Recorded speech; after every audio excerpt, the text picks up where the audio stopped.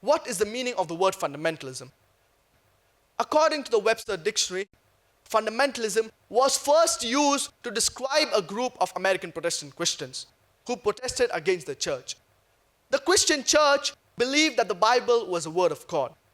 These American Protestant Christians, they not only believed that the Bible was the word of God, but they believed that every word, every letter of the Bible is the word of God. If anyone can prove that every word, every letter of the Bible is the word of God, then this movement is a good movement.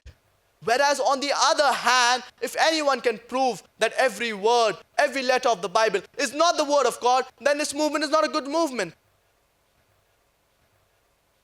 What is the meaning of the word fundamentalist?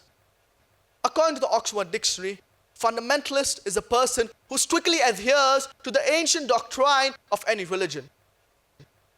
And in the revised edition of the Oxford Dictionary, fundamentalist is a person who strictly adheres to the ancient doctrine of any religion, especially Islam. This word, especially Islam, has been added in the revised edition of the Oxford Dictionary. The moment you hear the word fundamentalist, you start thinking of a Muslim, you start thinking of an extremist. And many of the Muslims, they are apologetic. No, I'm not an extremist. I tell the people, I am an extremist. I'm extremely kind, I'm extremely loving, I'm extremely merciful, I'm extremely just. What's wrong in being an extremist? Why are we apologetic?